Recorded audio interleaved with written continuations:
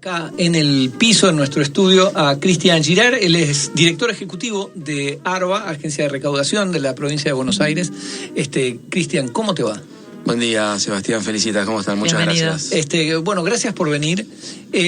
Hace unos días, y en una entrevista que le diste a Ale Berco, señalaste que las últimas peripecias con el Fondo Monetario representaban un cambio de mando, o se explicitaba el cambio de mando, es decir, que entrábamos en la fase donde el fracaso del modelo presentado por el gobierno obligaba al gobierno a decir, bueno, ya está,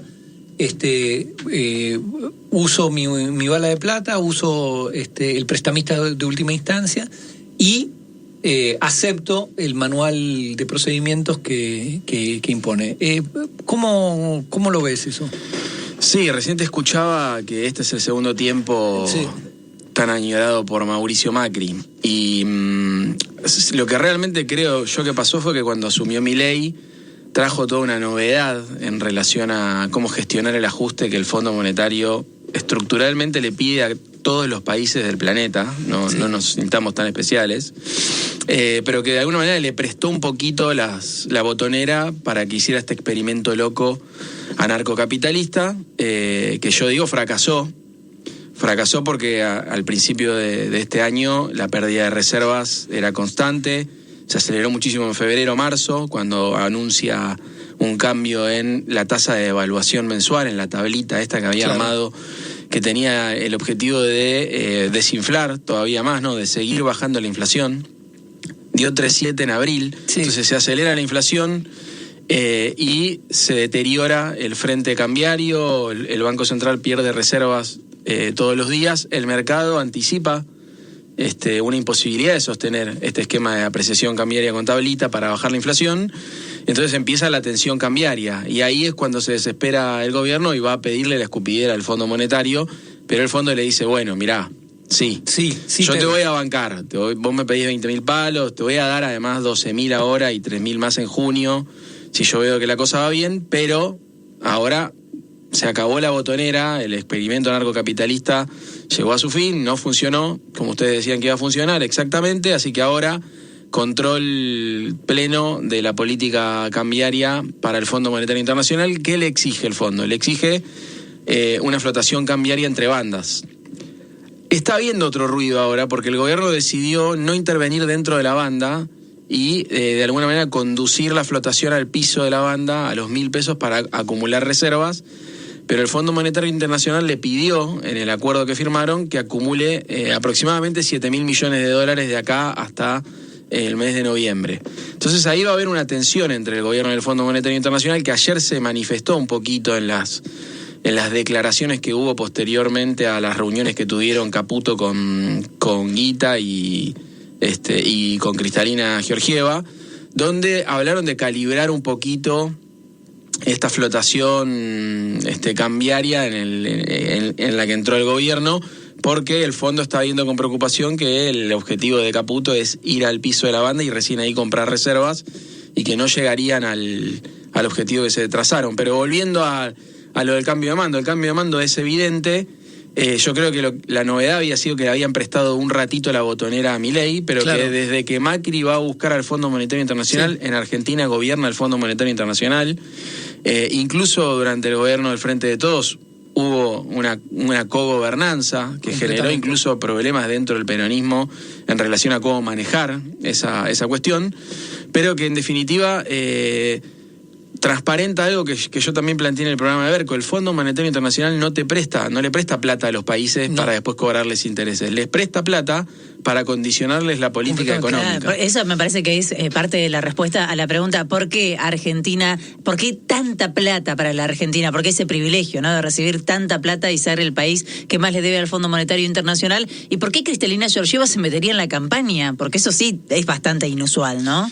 Bueno, sí, dos cosas en relación a eso. Uno, anterior, ¿cómo ve Estados Unidos? ¿Cómo ve el imperio, digamos, hoy, el hegemón que está disputando con China el control, la hegemonía absoluta del planeta, como no se había expresado antes? Sí.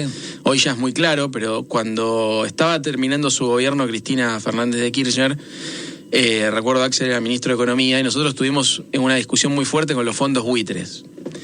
Esa discusión tan fuerte con los fondos buitres era un intento del poder financiero internacional de doblegar una estrategia de desarrollo nacional de Argentina con soberanía, con independencia económica. ¿Qué querían para Argentina? Querían que Argentina fuera un proveedor de alimentos baratos, un proveedor de energía y eventualmente un proveedor de litio. ¿Para qué? Para impulsar el desarrollo industrial tanto de Estados Unidos como de la economía mundial, si se quiere, ¿no? Con proveer materias primas baratas. A eso hay que sumarle el agua y la Amazonas con la cuestión ambiental del oxígeno, ¿no? Lo dice Laura Richardson muy claro, tiempo después, pero hoy aparece, fíjense, cuando uno va a ver los discursos de Macri y los de Milei, el litio es la promesa argentina, vaca muerta es la promesa argentina, y el agro es el agroindustria es el sector que va a seguir traccionando el desarrollo nacional, con lo cual en realidad el Fondo Monetario Internacional es muy evidente que lo que viene a hacer es con fuerza, con un brazo de hierro, digamos, imponer esa política donde Argentina se desindustrializa, se reprimariza y se dedica a proveer lo que necesita la economía mundial y en particular Estados Unidos, que son esas materias primas baratas. Entonces, no es casualidad que ahora aparezca Kristalina Georgieva diciendo, voten bien en octubre, una intromisión absoluta. Sí. En cuestiones domésticas que no corresponde a un organismo internacional, pero que claramente habla de que hay una necesidad de imponer y de marcar a sangre y fuego una nueva etapa para la Argentina que tiene que ver con nunca más hacer experiencias industrializadoras, de reindustrialización, de inclusión social. Esto es un país que vino a ser transformado estructuralmente en este sentido, ¿no? La reprimarización, la reconversión de una economía industrial en una economía de servicios con salarios latinoamericanos, digamos, y con una desigualdad más centroamericana, y un país no peronista, digamos, vamos a ponerlo así, sin clase media. Perdón, Georgieva fue muy clara ayer porque habló también de eso, que la Argentina tenía un gran futuro por materias primas, por litio, por minerales, por petróleo. Es como decir, claramente ese es el rol que nos asignan, y que nos asigna también el gobierno, donde no es que vamos a ser una potencia industrial y que nuestro plusvalor son los recursos humanos, no, es esto. Lo escuchaba el otro día, ¿cómo se llamaba? El que va a relanzar el plan nuclear argentino después de haberlo frenado. Riedel. Diciendo que la ventaja es que en la Patagonia hace frío, hay agua y el único problema es que sigue habiendo demasiados argentinos en inglés. Sí, en inglés. Inglés y acá, es como decir, una cosa acá, más cipaya imposible, en la forma, el contenido, todo.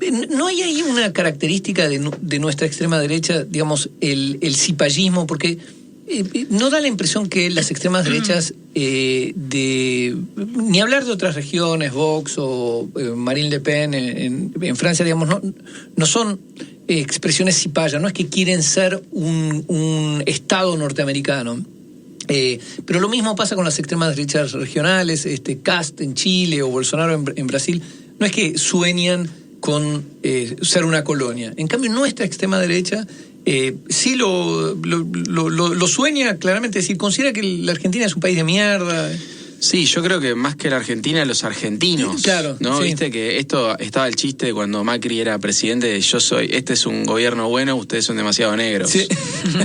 ¿No? Como Sí. De alguna manera esto que dice Riedel es el problema son los argentinos. Y en definitiva, el problema no son los argentinos, son los peronistas, son los argentinos que creemos que en este país nadie puede quedar atrás, nadie puede quedar afuera, que hay que construir un futuro para todos y para todas, que tenemos que agregarle valor a esa riqueza natural que hay en nuestro territorio localmente. El otro día se cumplieron 500 días sin obra pública en la provincia. Axel dio un discurso donde cerró hablando de esto, ¿no? De industrializar el gas, de sacarlo pero agregarle valor, de sacar el litio pero agregarle valor acá, que eso se traduzca en empleo y en salarios de calidad para que haya un futuro posible para los argentinos en Argentina, ¿no? En definitiva es eso, como esa creo yo es la cuestión, ¿no? Lo que no les gusta son determinados argentinos que tienen un pensamiento que tiene que ver con recuperar la historia de la independencia de las guerras de la revolución de independencia, de la búsqueda de la segunda independencia, la independencia económica, de la industrialización primera y segunda en el siglo XX, y de los 15 años de gobierno de Néstor y Cristina entre 2013 y 2015, 12 años, donde hubo una recuperación de una discusión sobre el futuro argentino, con todos adentro, con soberanía, con independencia económica y con justicia social. Me parece que hoy nosotros en la provincia de Buenos Aires tenemos una apuesta del gobierno de la provincia de Buenos Aires por recuperar esas banderas y mantenerlas en alto, a través de un Estado presente, de un Estado que garantiza derechos. Bueno, lo que siempre decimos, no hay libertad posible o no hay libertad real si no hay justicia social.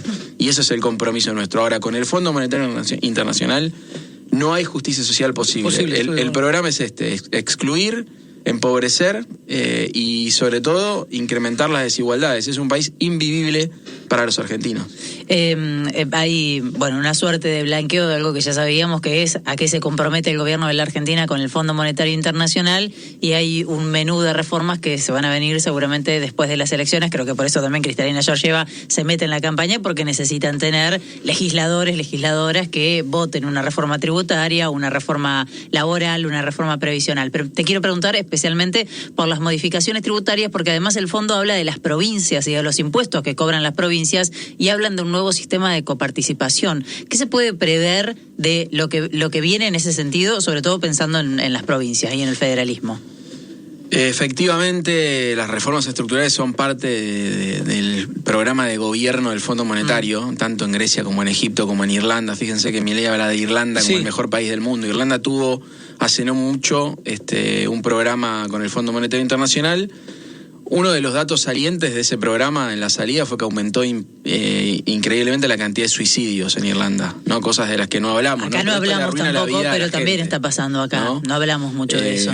Está la pandemia, hay cuestiones que exceden la cuestión meramente económica del fondo, pero lo cierto es que uno va a ver en Irlanda lo que pasó, aumentó muchísimo la desigualdad. Bueno, gente que perdió todo lo que tenía, países que no están acostumbrados quizás a estos periplos de estar en la lona y levantarse como nos pasa a nosotros.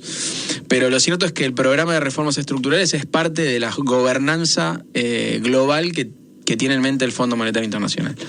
Entonces nos van a exigir lo mismo que le exigieron a Macri, pero que Macri también quería hacer. Esto es muy loco, porque viene el Fondo Monetario Internacional a exigirnos que hagamos las cosas que los gobiernos de derecha que ganan en Argentina quieren hacer igual. Reforma laboral, reforma previsional, reforma tributaria.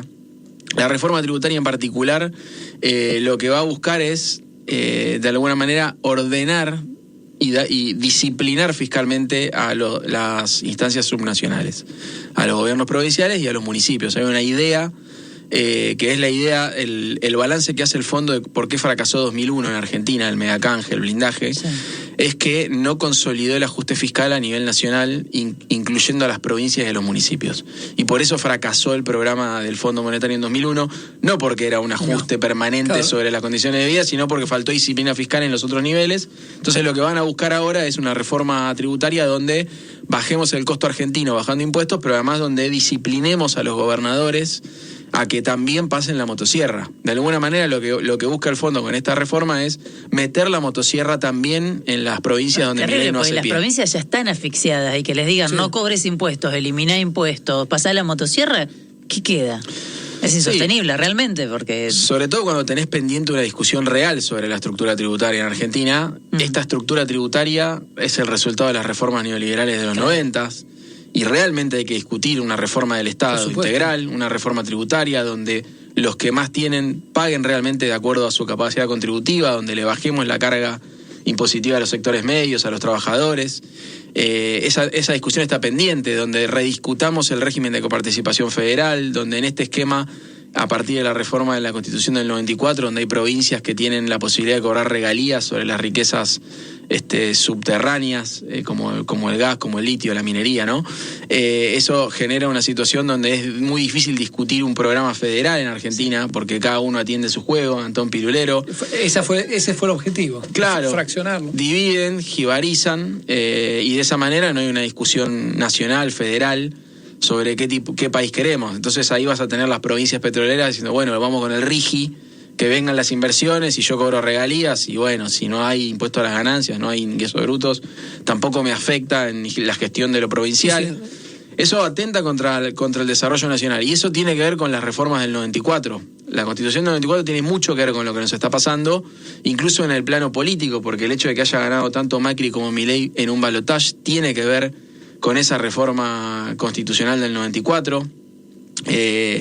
Votar cada 2 años, que nos gobierne el riesgo país y las encuestas, y que entonces cuando vamos a votar hay un clima instalado de que hay una única alternativa posible a esto, que es gobernar como gobierna la derecha. Bueno, todas cosas que tenemos la cancha inclinada en contra. Sí. Por eso es tan heroico lo que hicimos entre 2013 y 2015, lo que logró Argentina durante los gobiernos de Néstor y Cristina. Bueno, hay algo cuando vos decís es la única opción, porque ni siquiera es la mejor opción.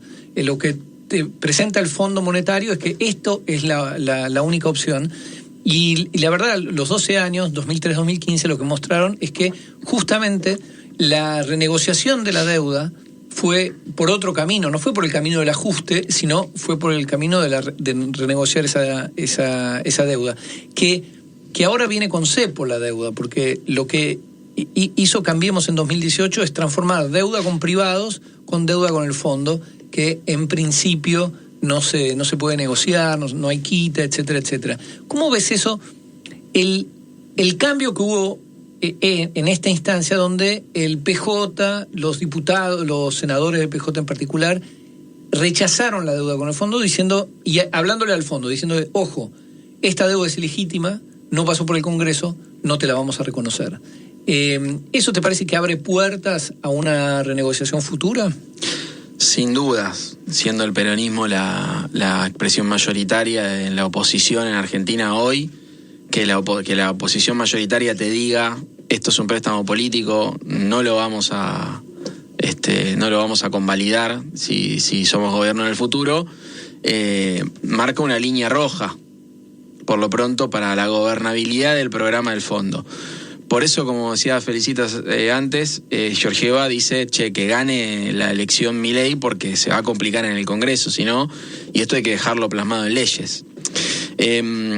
Yo creo que lo que hay que discutir acá son las condicionalidades con el fondo. Por eso yo decía, el fondo te presta plata no para cobrarte intereses, sino para condicionar tu política. Porque de hecho el préstamo del fondo es barato. Sí, es lo que siempre dicen, la tasa es baja. Claro, los economistas profesionales. Porque a mí me parece el crédito más caro del mundo. Pero bueno, es caro en todos los accesorios. En los intereses que te cobran es más barato que deberle a Wall Street, ¿no? Claro. Entonces, ahí es donde todos los economistas te dicen, ¿pero qué? ¿Ven que no entienden nada de economía? Ustedes, esto es la deuda más barata que tenemos y ustedes dicen que prefieren endeudarse de otra manera. No, lo que decimos es, lo que hay que decir es, lo que no hay que aceptar son las condicionalidades, las revisiones. En el acuerdo que firmó Milei, ahora hay revisiones semianuales, es decir, 2 por año, hasta el 2029. Es decir, 2 años después que termina su mandato. O sea que Milei pierde la elección del 27, vuelve el peronismo y cada 6 meses hay que estar sometidos a una auditoría del Fondo Monetario, que si dice que está todo mal, te baja el pulgar, y quilombo en el mercado, sube el riesgo país, empieza la corrida, eso rápidamente genera inflación, la gente se desespera, no hay inversión. O sea, es una forma muy perversa de condicionar la política económica y de que solo sea posible hacer lo que el Fondo Monetario Internacional y el poder financiero global dicen que hay que hacer en Argentina. Entonces, me parece que es importante lo que planteó el peronismo en el Congreso, pero también es importante que haya un debate público de esto, que digamos las cosas como son, con claridad, que la gente sepa qué implica deberle plata al Fondo Monetario. No es una cuestión ideológica de que estamos en contra del fondo porque sí, no. El problema con el fondo es que te condiciona la política económica. Si nosotros no logramos agregarle valor localmente al gas de Vaca Muerta, al petróleo que sale de Vaca Muerta, al litio que tenemos compartido con Bolivia y Chile en el Triángulo de Hierro, como dice con mucha claridad Laura Richardson, la jefa del comando del Cono Sur, del Comando Sur de Estados Unidos. Si no logramos impulsar el desarrollo industrial para agregarle valor a las materias primas, impulsar el desarrollo de la agroindustria, exportar materias de manufacturas de origen industrial, entonces realmente va a ser muy difícil revertir la pérdida de estos años. Hace muchos años la gente vive mal en Argentina Y eso obviamente que genera un clima antipolítica, pero lo que hay que decirle a la gente es no es todo lo mismo. Y no es cierto que no haya alternativa ni propuestas en la oposición, porque ellos tienen el latiguillo ahora de la oposición está partida y no proponen nada. Sí, hay propuestas muy concretas. La propuesta concreta es agregarle valor localmente a la riqueza natural que el propio Estados Unidos y Fondo Monetario están reconociendo que existe en Argentina. Bueno, tenemos que ir a una tanda, pero cuando volvamos hay un punto que quisiera analizar con vos. Es una idea de Axel, algo que repite siempre, de Buenos Aires, provincia petrolera, que puede parecer raro, como pues decir que no hay petróleo bueno, sí es una provincia petrolera por todo lo que se puede agregar, todo el valor que se le puede agregar. Seguimos con Cristian Girard, titular de AROA. Bueno, decíamos que todos aplauden en Vaca Muerta. Por supuesto, una parte de esos que aplauden se olvidan de la expropiación de YPF, donde participó activamente el actual gobernador. Pero unos aplauden para vender gas y vender petróleo, y otros aplauden, como el gobernador, para decir, che, agreguemos valor a eso. ¿Cómo sería el esquema? Sí, que totalmente, ¿no? Vaca Muerta, igual recuperación de YPF, igual Cristina y Axel, digamos, ¿no? Sí. O sea, digan lo que digan, eso es el peronismo, digamos, claro. No es de nadie más. Que esté ahí tiene que ver con eso. Y efectivamente, lo que plantea Axel, fíjate, ayer se anunció que finalmente no se va a hacer el proyecto de la planta de liquefacción para sacar el gas de Vaca Muerta y exportar barcos.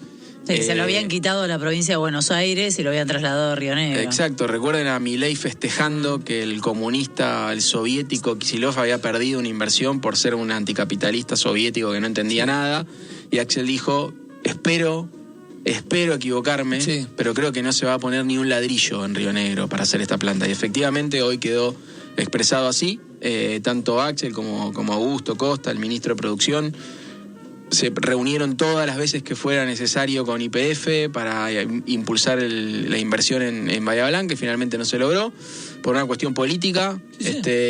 Por un capricho político, pero también porque hay una visión estratégica, ¿no? De esto de Vaca Muerta, ¿para qué? Y esto que dice Axel, ¿no? La provincia de Buenos Aires es provincia petrolera. Bueno, sí, porque es un polo petroquímico, claro, la provincia de Buenos Aires, pero además porque tiene un potencial.